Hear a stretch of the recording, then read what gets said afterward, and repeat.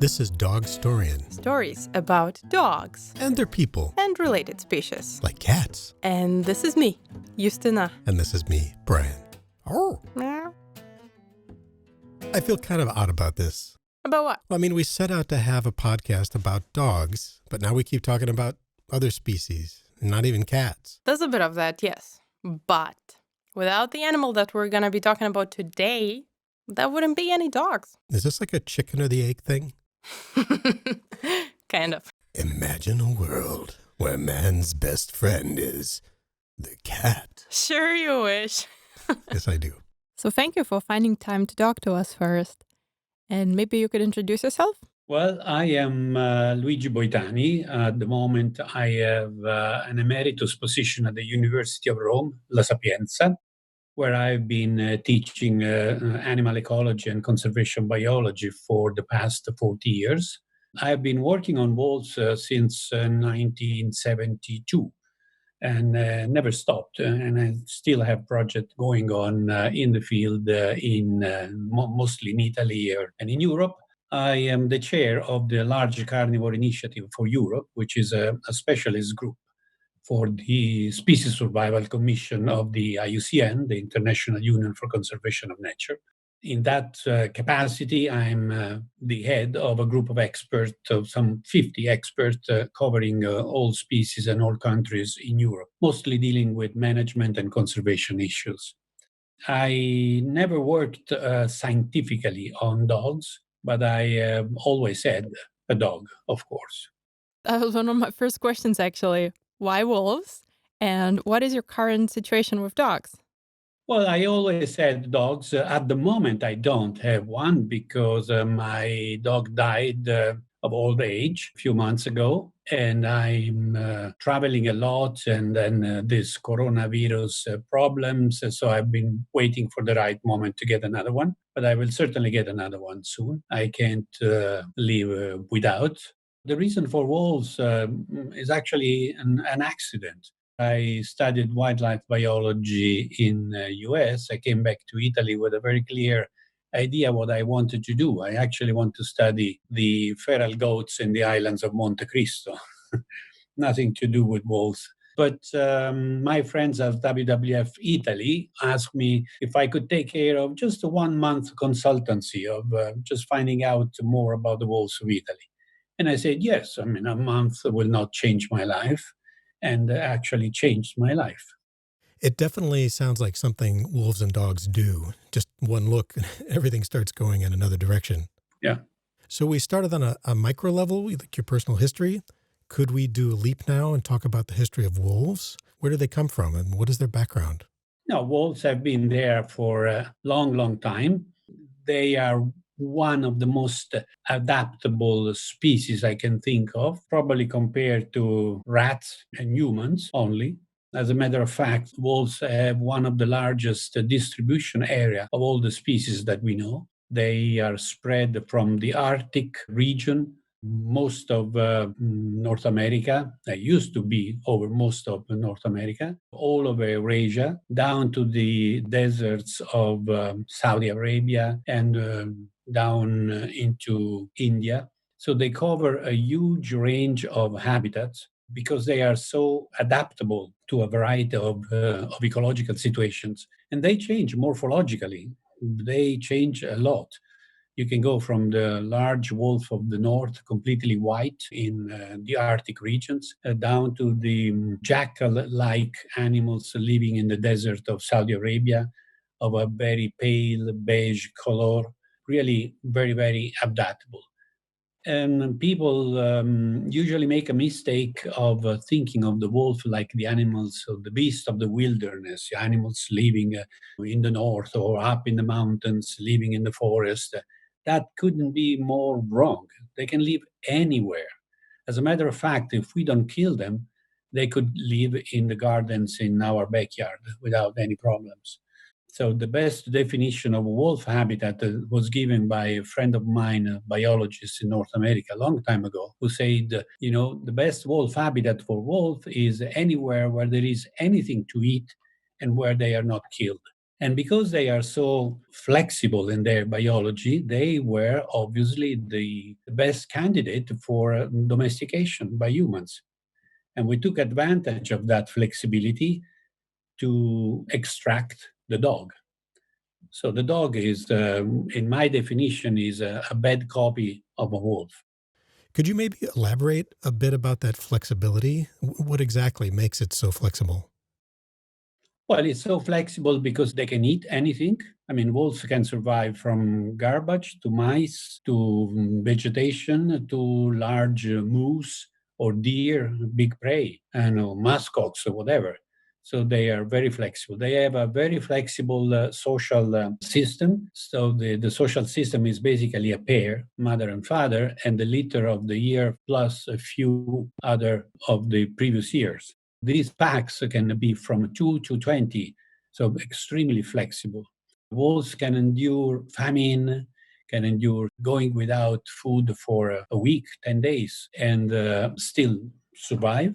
They have a territorial system that is, again, very flexible depending on the resources available on the land. So you can have territories of 30 square kilometer, and you have territories of 3,000 square kilometers, depending on the amount of food available.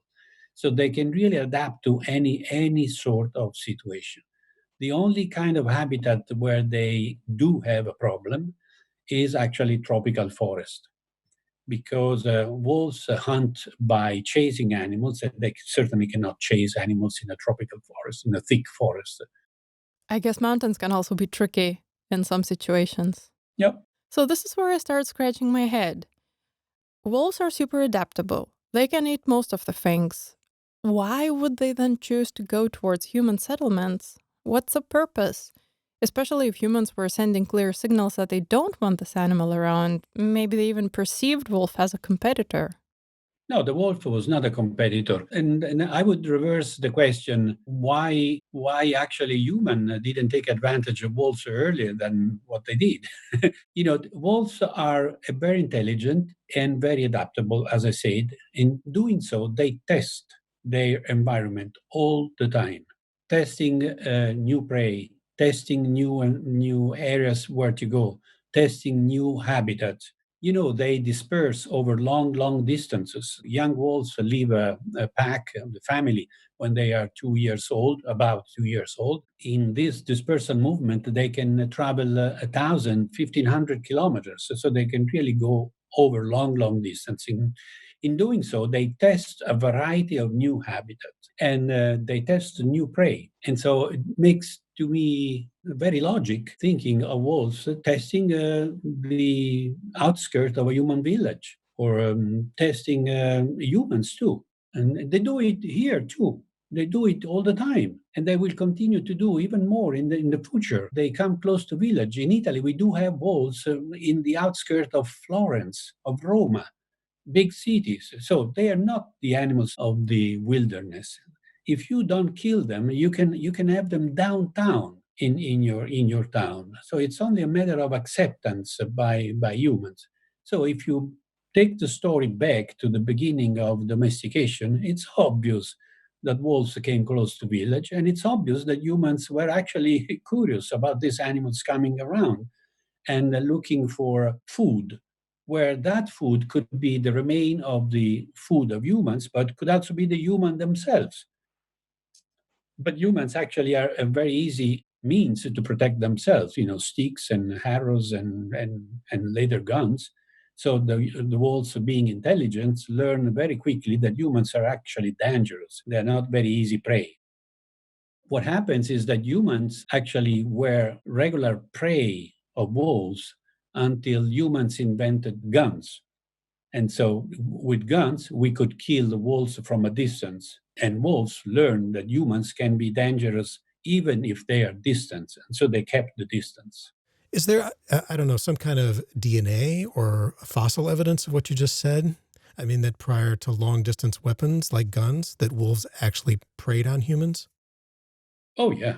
There are plenty of publication and books listing all the people killed by wolves. We have this evidence, especially in Europe. In France, there is a book with thick like that, and in Italy too, several publications with a list of the names. This list was kept by the parish. They kept the record of natality and mortality, and for each person dying, they would put the why. And so you will see that the majority of human victims of wolves were kids, young people taking sheep out to pastures, and they would be easily killed. This was regular until 1700. When humans invented the guns, suddenly the numbers stopped. Today, it's extremely rare that wolves kill human. It happens sometimes. We do have some cases in North America, and so it happens sometimes. I think you just made me realize what a product of the 20th century I am. I always thought this fear of wolves was exaggerated because in my lifetime they learned to stay away from us because of guns, as you say, whereas previous generations didn't have that luxury. But even now, I mean, just to tell you why wolves would test and take advantage of any situation. One cases of a person killed by wolves, for example, is a few years ago, was in Alaska, where a girl living in a village near the forest went jogging, in the forest. And so she was running and was running, listening with earplug, so she couldn't hear the wolves coming in. And she was running. Now, a girl running, what is it in the eyes of a wolf? A prey running away. And that's so extremely obvious, logical, to be expected that the wolves would kill. On the other, but if she had not had the earphone, she would have heard the wolves, and she could easily have stopped and go back and say boom, and the wolves would probably disappear, because wolves, are afraid of humans if humans act accordingly. But if humans persist in behaving as a prey, there is no way out. What would you tell to a kid who is afraid of dogs in the street? Don't run. No, that's what my mother used to tell me. What it means: don't be a prey. Yeah, that's what I learned the hard way. I was 5 and I started running away from a German Shepherd. Yeah, and it means don't be a prey, and it means don't be a prey. Don't send a signal of weakness, of vulnerability. I guess this is also one of the things that the dog inherited from the wolf, which brings me to the next question. What of wolf is still remaining in a dog? That's a big question. You are comparing one unit, which is a wolf, which, in spite of its adaptability and flexibility, is quite consistent. All wolves are the same. And the other entity, a dog, what is it? From a Chihuahua to a Dane and everything in between, what are we comparing? Some of the dogs are pretty wild and ancient breed.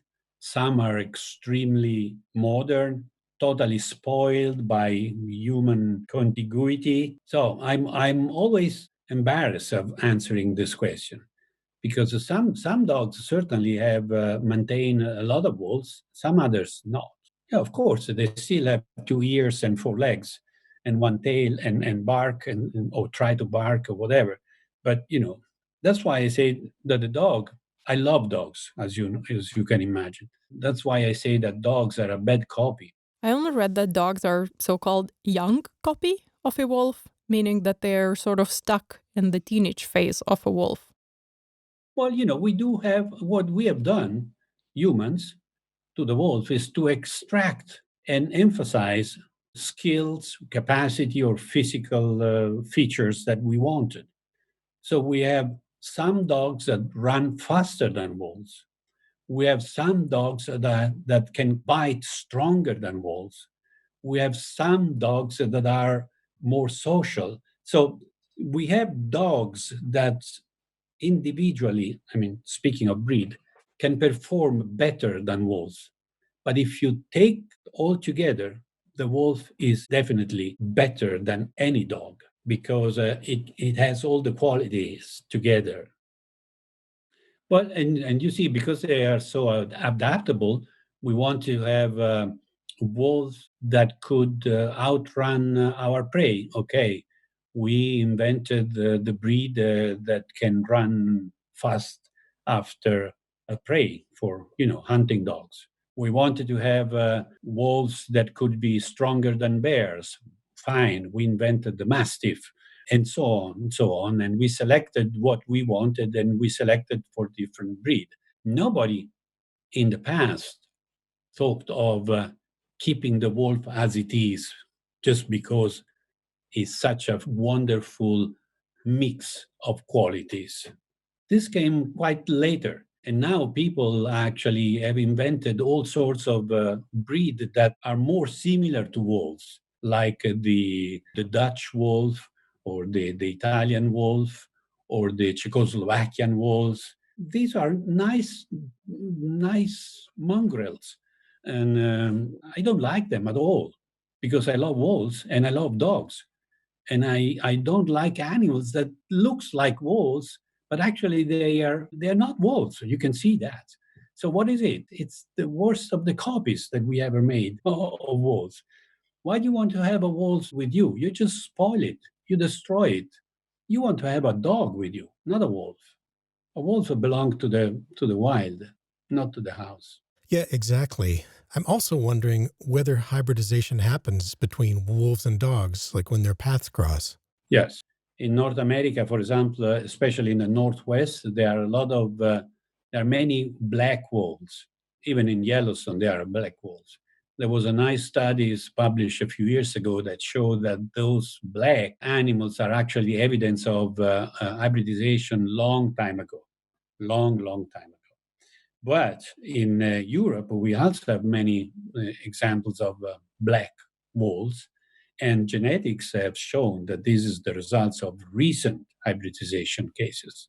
So we do have black wolves in Italy and Serbia and a few other places I can't remember now. So that's the evidence for hybridization. I mean, they are the same species, of course. They breed and they are fertile for all the generations. So, is there any danger of the wolf becoming extinct because of this admixture? Sure, it could be swamped by dogs. That's another of the many good things that we humans have done to nature.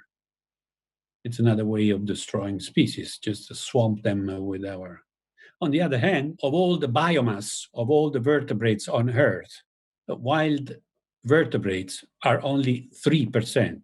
25% are humans, and the other almost 75% or whatever, 72, it's livestock, the domestic animals that we have produced. Millions and millions of cattle and sheep and dogs and cats. Too many dogs and too many cats around, but also too many sheep and too many cattle. Yeah, to me it sounds like an insane amount.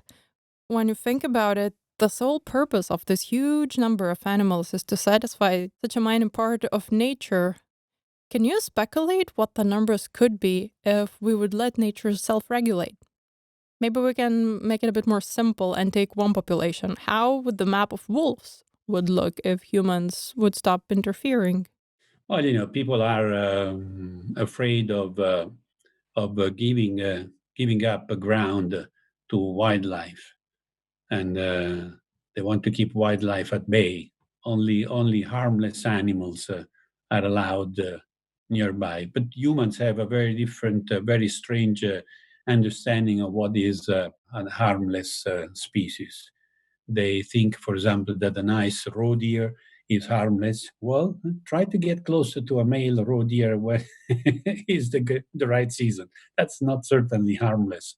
At the same time, we can have wolves around. I mean, I'm talking now from Tuscany, my house in Tuscany, and I do have wolves in the forest down there. I found a wolf den 300 meters from my house. Of course, I don't keep small livestock around because I prefer to have wolves than sheep. I only have one big horse because I know that he is able to defend himself. But that's it. Yeah, that is pretty incredible. I had no idea that wolves come so close to human settlements these days, especially when most of our territories are fenced off and there's so much noise that we produce. And speaking about that, what factors do wolves avoid most? Is it noise or is it sufficient just seeing the humans walking around? Well, no, they are afraid of humans because they still have in their mind the idea that humans are dangerous. Give them time. If we continue not to harass them, they will certainly be more and more bold. As a matter of fact, the frequency of bold wolves in Europe is slowly increasing. First of all, because there are more wolves in Europe.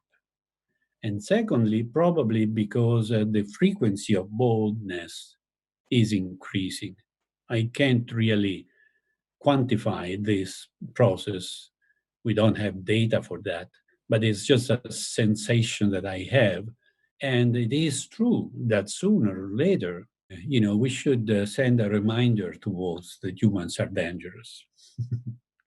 And when I say that, it means, some a shooting in the air or shooting with rubber bullets or something like that, so that they keep track of our being nasty. Okay, so what makes me really curious now is what you said about wolves keeping in mind. It sounded as if they had an idea about humans. How does this understanding, this wolf intelligence work? I mean, how do they keep this memory? How do they realize there's danger? Is it just pure instinct or like a reflex? Wolves are a highly cultural species because they live in society, they live in groups, and the mother teach the young animals how to behave. So they learn how to cross the street, they learn how to cope with traffic lights, they learn how to cope with the human noise, they learn how to cope with dogs, like they learn how to hunt. Same thing. Why you would not be surprised, of course, when you think that that a young wolf knows how to hunt a deer. Partly is genetic, but partly is actually learned behavior. We did it only once, some 30 years ago, to put a sheep in an enclosure of a captive pack of wolves that had never seen a sheep before. They didn't know what to do. Yeah, eventually they kill it, but it was an awful vision. It was not that kind of clean, efficient, perfect killing that you see when a good wolf knows how to do it. And these were the wolves which never hunted before, correct? No, was born in captivity. Mm. And about wolves in captivity, what I come to learn is that there is a big difference between the wolf and the so called wilderness and the ones which are hand reared by humans. Is there actually a big difference, or is it just a faulty misconception of mine? If you keep a wolf in captivity, you deprive the wolf from all his learning of dealing with the nature, with the wild environment. So he will retain only that is ingrained in his genetic pool. He doesn't know how to cope with the, how should I say, with the new things. When the small wolf follow his mother and father and pack, there is a learning curve for the first few months where he learns his territory, he learns how to cope with the other member of the pack, how to cope with intruders, how to cope with the prey that is there. So if the prey is deer, he will learn how to hunt deer. He will learn how to hunt moose or how to hunt rabbits or hare, whatever. But this learning is essential to make it fit for that particular environment. To make an extreme example, if you want to reintroduce wolves to Italy and you take wolves from Sweden and take it and bring it here, I guess he would die of a heart attack immediately. Because he has never seen, he doesn't know how to handle the human density here and how to handle the prey that are here, and vice versa. If you take a wolf from Italy and bring it to Sweden, say, what the hell is a moose? How do I kill it? I remember a person calling me from close south of Naples and say, yeah, I know that you're working on wolves, and I love wolves, I love dogs, and so I need your advice because I bought a wolf pup and I kept it here at home for 6 months. And it destroyed my house, destroyed everything. And I said, yes, I can imagine. I'm asking you because I love this animal, so I would like to release it in a nice place. And say, wait a minute. And so that was the beginning of a 2 hours phone call.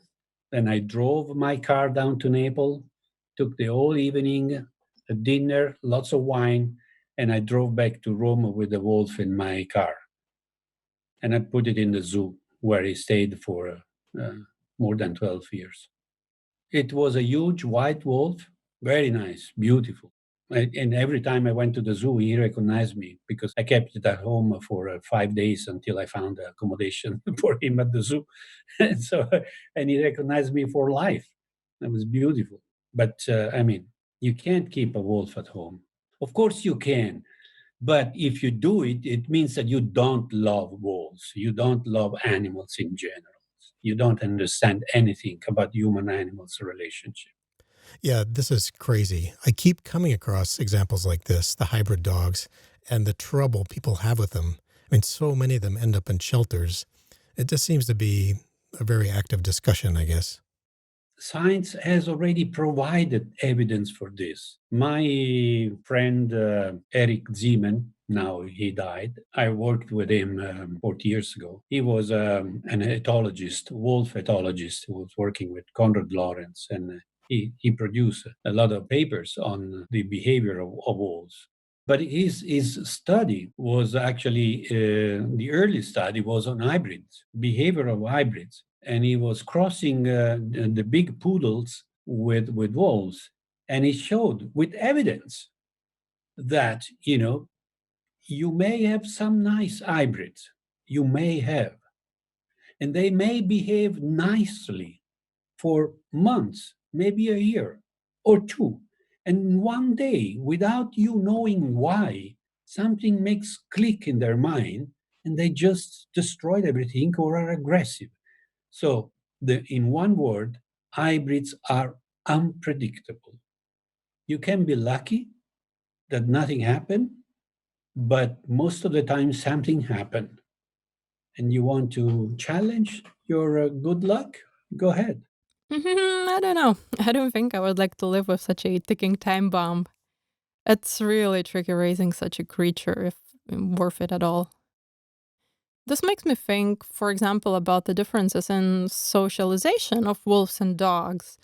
In the case of dogs, the so called socialization window is relatively long. It depends on a breed, but generally it can last, I think, up to 12 weeks.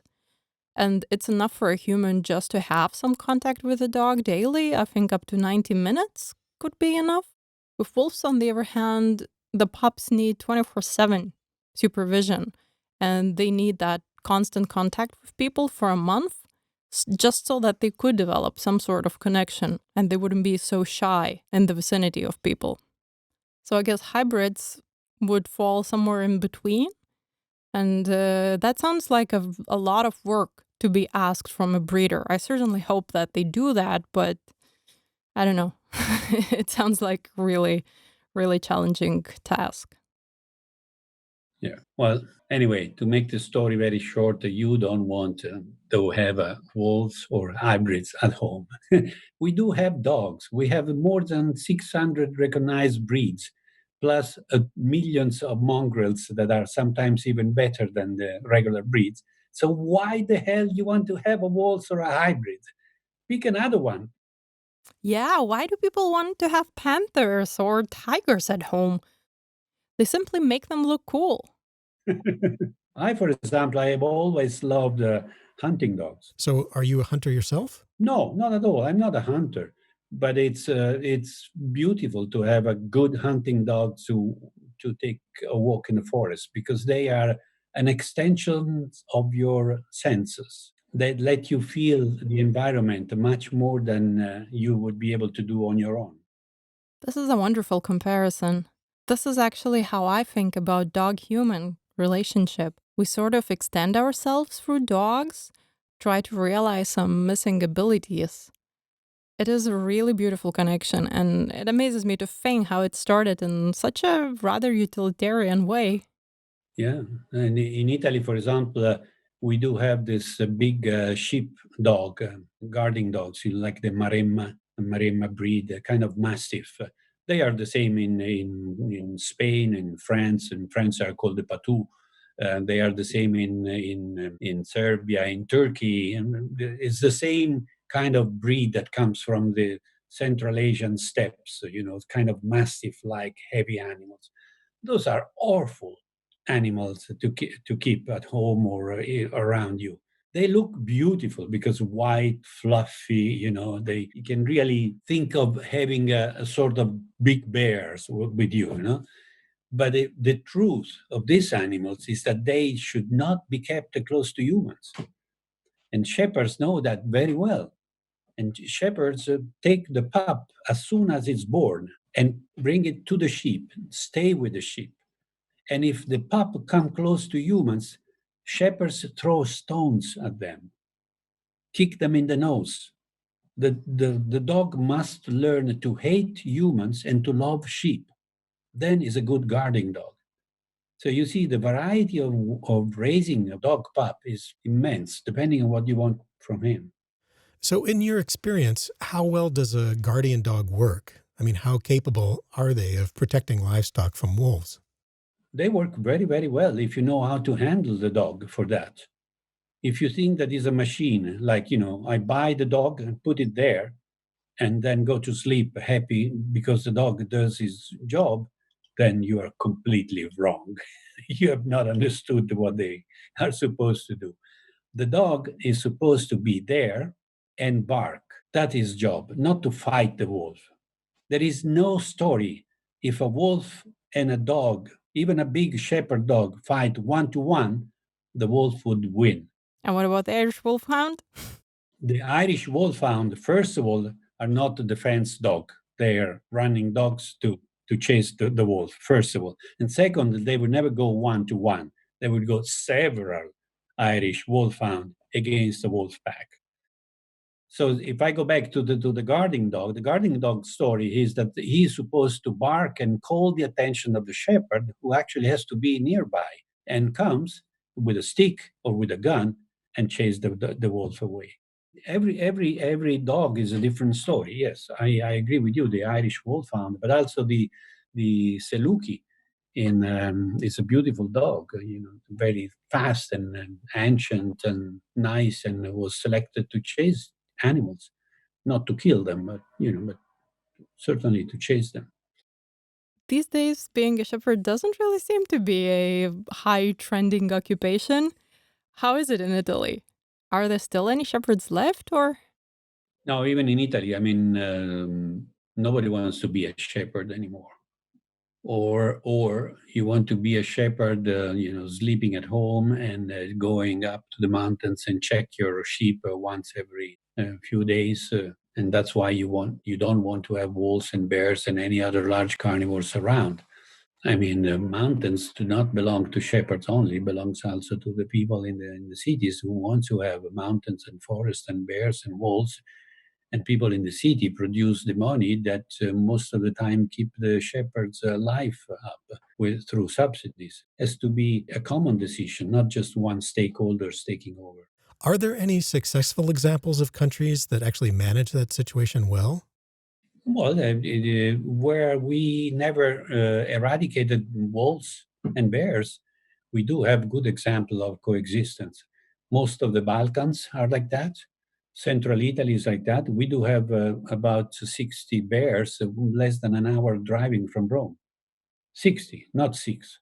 And so with a lot of, in the same national park where we do have 60 bears, we do have at least 70 wolves.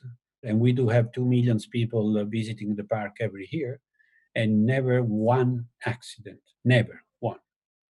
And we do have shepherds there with sheep, and so there are examples. Of course, you can't repeat the same examples everywhere because every situation is different one, different living condition, different economies and different things. But if we work together, there are many options for coexistence. Of course, you don't want to have wolves downtown Rome at the center. So coexistence has some limits. I love wolves. I've been working for wolf conservation all my life, but I agree that there are certain areas where you don't want them. And so we have to get rid of them. I would never be able to do that, but let somebody else kill them. I would bet that throughout your career, you've been on some pretty amazing exploratory trips where you followed wolves. Do any of those stand out? Any memorable stories you could tell us? Oh, well, I have many, many stories, so I don't know which one. Probably the very first time I saw wolves in the wild without the aid of radio collars. That was just at the beginning of my work in central Abruzzo in an area that was not protected yet, and I was living in a small hut, wooden hut in the mountains, and I was going back to the hut, and suddenly I heard this sound which I'd never heard before, unsolicited, and say, "Well, this is a howl of a pack." It's quite close. So I actually walked toward that, and it was a big, no, actually a small ridge. So I slowly crawled up to this ridge and peeked out, and in a small valley below, there were six wolves playing all the time with them, just running one after the other, and it was fabulous. And then stopped and howled, and that is one of my most vivid memories. Then, of course, through radio tracking, I watched wolves many other times. Another great moment was on Ellesmere Island when I went there with Dave Meach, and I spent a month with a pack of wolves without radios, just following them. And when I say following them is 2 meters away, it is impressive, just to live with a pack of wolves. They just don't bother you. You don't bother them. We made a decision of never get out of our motorbike. I mean, it's a quad. Never get out of a quad. They don't even know a man walking. They just see humans on quad, and we follow them. And so I watched them. I watched the mother, the pup, the grandmother, and chasing muskox and all this sort of thing. And it's fantastic. Despite all the things you read on books, you come away with emotions and feelings and the information that you would never be able to get if you stick to books. Before you come to the adjective aggressive, I can have a list of at least another 100 adjectives attached to wolves. They play all the time.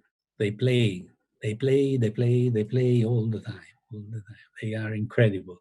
They're very happy animals if you leave them alone. Even the grown-ups? Is this not only puppyish behavior? Absolutely, even the grown-up. They chase each other and it's a kind of making exercises, not only the pups. Yeah. This is so amazing. This actually makes me think about all the strategies that people employ to guard their territory.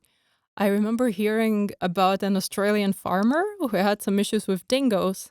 Being very environmentally friendly, he did not want to use any violent measures. So, what he decided to do is to get some pups from the dingoes, raise them, and it turned out to be a very effective way for him because dingoes are super territorial, and he kind of raised a pack which later on protected his fields as if it was their own territory, and they would chew away other dingoes. Crazy idea, but do you think something like this could work with wolves? They are highly territorial. It could be, could try. Oh, yes. I would try, certainly. You never know. It may fail, but you can also succeed. Don't ever undervalue the flexibility and the capacity of wolves to learn. They learn a lot. If they see an advantage in a new behavior, in a new situation, they will do it. They will do it. So, how would you describe the current dog wolf relationship? And what is the typical reaction when a wolf runs into a dog? Does it consider it to be prey, or is there something more? No, it's a prey. It's a prey. Actually, one of the most dangerous situation for a human to be attacked by wolves is whether it has a dog on a leash, because then wolves would go for the dog, and in doing that, they may also involve the human attached to the leash. But then you can also have a situation where you have a female in heat, And then reproduction is more important than food. And so instead of being a prey, they would mate. So far, of all the cases that we have collected around the world of hybridization, it's always been a female wolf that mated with a male dog, not vice versa. But one case has been found of vice versa, just one case in the literature. But all the other cases are always a female wolf in heat alone. Then she would mate with the dog. So, this is one of the many things which really puzzles me about the wolf behavior. There is one breeding pair in a pack. And if that pack is bigger, for sure there are many other members who would maybe like to mate. Especially since this can be perceived, as you mentioned, even more important than food. So, who gets that under control? The female in charge, the so-called alpha female, I hate to call this alpha, beta, but anyway, the most powerful female, she is the most aggressive wolf in the pack during the reproduction season, and she will keep the other female at bay. She will impede all reproductions by the other females. They would try. Sometimes they succeed in sneaking when she doesn't watch, but otherwise she will be strong enough and alert enough to keep them away for those few days. But be aware that the one reproductive pair in a pack rule has been found wrong when there was a lot and lots and lots of food available. And so when the wolves were introduced in Yellowstone, for example, one pair of reproduce, but also other females in the same pack reproduce because the amount of food available was so incredible. There were no other packs competing, only this pack alone in this paradise of millions of deer. So they all reproduce. So you have several litter in the same pack. So you can have exceptions. Once again, evidence of the extreme flexibility of the wolf biology. I'm really curious with respect to the Yellowstone case. Were you surprised at the way things rebalanced, if you want to call it balanced, once the wolves were reintroduced? I mean, what were your expectations versus how things actually worked out? This is a very interesting story and would take an hour discussion only for this, but I will go very briefly. Before their introduction, the American governments, I mean the federal governments, spent a lot of time and money to do all sorts of studies trying to predict what will happen when the wolves would be reintroduced to Yellowstone. In particular, they hired one of the best biologists of the time to produce the best model of a wolf-prey relationship, to predict what would happen to the deer of Yellowstone once the wolves were taken.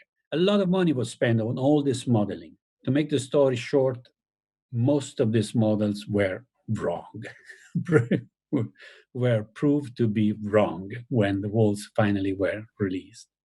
After the wolves have been released, certainly they had an impact on deer, on numbers of deer, on distribution of deer, on movement of deer, on reactions of deer to predators, and so on. And any classic ecological textbook would have predicted that once you introduce a predator, the prey would be affected, the food of the prey would be affected, the competitor of the prey would be affected. So that's normal ecology.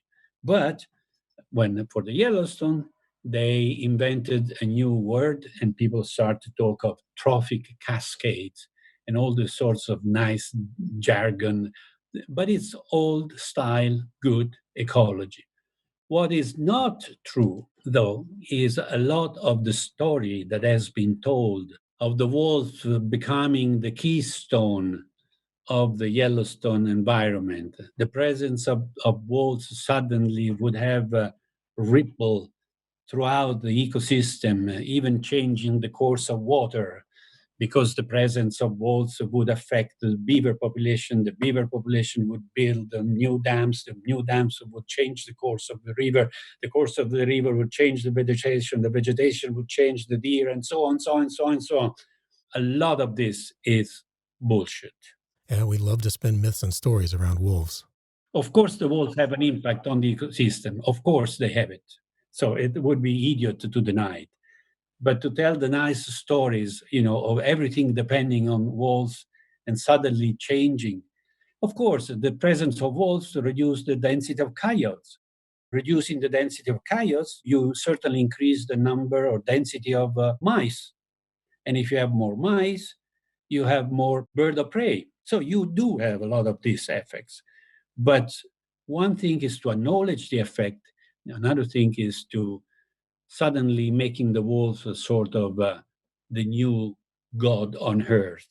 So we mentioned alpha and that you are not a fan of this concept of being an alpha wolf. Yeah. Same then with alpha dog, I presume. Yeah. What is your opinion on that topic? I'm not a fan of calling alpha female because you can still use it, but you need to qualify this description. The hierarchy within a pack is much more flexible than reflected by a rigid series of alpha, beta, gamma, and whatever. Using alpha, beta, gamma send a sort of stiffness message, which is not. The hierarchy within a pack is very flexible. You may have a subordinate challenging the alpha all the time, or you may have the alpha taking decision only for hunting, but not bothering of any other opportunities for exercising as being the head or the alpha. You have a variety of roles. It is true that the two dominant animals are more often at the forefront of certain activities. But for example, you may have an alpha male that is very dominant, but then when you see that pack hunting, you can see that most of the hunt is led by a subordinate who is probably better in hunting, but is not the true dominant, or vice versa. You can see the dominant animals being dominant only at the time of reproduction and not bothering of being dominant the rest of the year. So, yes, calling alpha and beta if you like, but be aware that there is a lot of flexibility in it. Yeah, this is something which I also really cannot understand. This is alpha and this is not alpha. But if we bring a dog into our home, into our family, and especially when there are no other dogs, what is it alpha against? Well, yeah, technically maybe within the human family, but to me that just sounds way too far-fetched. Well, people are obsessed by classifying and putting things in categories. And that's the only way to manage cows. And but in science, we are used to manage cows. That's our food. Yeah, this is what I call the IKEA principle. Yeah. Putting everything on shelves. Yes. So if you could either go back into the past or further into the future, as far as you'd like, if you could see an event or a process which is still a mystery to you, or, I don't know, just something that you would really be curious to observe, what would it be? No, in the future, I don't want to go. I refuse to go into the future. I have no interest in finding out what happened in 100 years because all my knowledge pointed to very bleak future.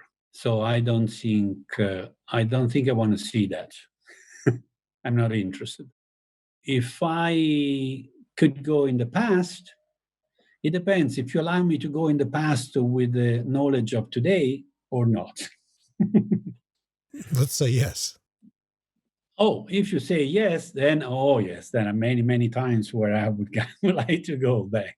But mostly, probably, I would like to go during the Greek and Roman time in Europe. That's a time of excitement, of relationship with nature that was very, very healthy. The logic of the Greek, the pragmatism of the Romans, it made a very healthy relationship with nature. If you read the classics of the Greek and Roman philosophy, you see that they were much more advanced than we are now in terms of relationship with nature. So yes, that would be a nice time. And they, of course, had a very interesting relationship with wolves. They loved and hated them together. The wolf is a symbol of Rome, but they also killed the wolf. They had a healthy relationship, a respect, but also respect for each other's boundaries. And if you cross the boundaries, well, I'll kill you. That's it. True, it does sound like a well worked out and tolerant relationship. Very tolerant, a very good example of coexistence. Absolutely. Even though there were a lot of environmental problems, even at that time, for sure. I'm not one to say that was an ideal society at all, but I would have been curious to live that kind of environment. Yes. So, do you have any advice to people about animal welfare, wild or domestic? Well, a kind of advice to pet lovers, dogs and cats, is actually useless because I know that they already know that their animals have emotions, something that scientists for a long time denied animals to have. But suddenly, in the last couple of decades, things have changed. And now it's normal, even in science, to speak of emotions for animals. But okay, if I can say something is to reinforce this message, just remind that your animal has your same emotions. And so you need to respect that. Don't expect the animals to behave as you want, but make an effort to behave as your animals want you to behave. Sounds like it's time for you to get a new dog. Oh, yes. Do you have a name already in mind? A name, no, but I'm certainly go for the same breed, Which is? which is a Grösser Schwarz und Weiße Münsterländer. I need to look that up, honestly. I don't think that I know this one. It's very German. Yeah, it does sound very German indeed. And it's not known, even in Germany, is not very well known. And certainly outside Germany is basically unknown, but is a most wonderful animal because it's been selected for years and years on not on morphology, but just on behavior. It's good for anything. In Germany, they use it for hunting from deer to retrieving ducks in the wetlands and for anything, and is just the most charming animals in a family. And yet, when you're out with that dog, it's just like having your sense multiplied by 100. He can show you millions of other things that you don't even notice when you walk around. But if you watch him, he will show you all of them. I kind of feel this is where I'm headed now, trying to understand better how dogs feel, how do they perceive the world, and hopefully preparing myself to be a better potential dog parent. Yeah, but if I have a dog, it will come at a cost which is not trivial. The cost is that I'm living now in this house which is in the middle of a forest, and I do have hares in my gardens. I have red deer at 100 meters away. I have fallow deer 20 meters away. I have birds. I have porcupines. I have all of this. Now that the dog is dead, now that I'm without dog, the day I will have a new dog, all of this will disappear. I certainly hope and wish that you will find the right one when the time is right, of course.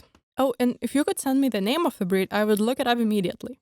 Münsterländer. Münsterländer. Of the land of Münster, around Münster, the town of Münster, is actually a variation of a more ancient German breed, which is called the Langhaar. You probably heard of the Langhaar. Yeah, the long haired one I do recall. Yeah, it's beautiful. It's all brown. They had this variation, and it was so good. They worked on that. They worked very nicely, very professionally. You don't find them in pet shop. You need to know where to look for them. There are very few, but it's great. Absolutely great. Thanks a lot, Luigi. Thank you. It was a real pleasure talking to you. Thank you, and good luck. You know, I would really like to see the wolf's expression if somebody brought him a Shih Tzu or a Pomeranian and told him that this is your descendant, here you go. Wouldn't be much of an expression, more like a gulp and a lick. No, wolves wouldn't do that. Well, I don't know. But it would be tough to recognize the resemblance, for sure. Well, after this episode, I think you know much more about wolves than you did before, don't you? Well, I guess I still have a lot to learn about wolves. Maybe there's some wolves wandering around Berlin. In fact, I'm pretty sure there are.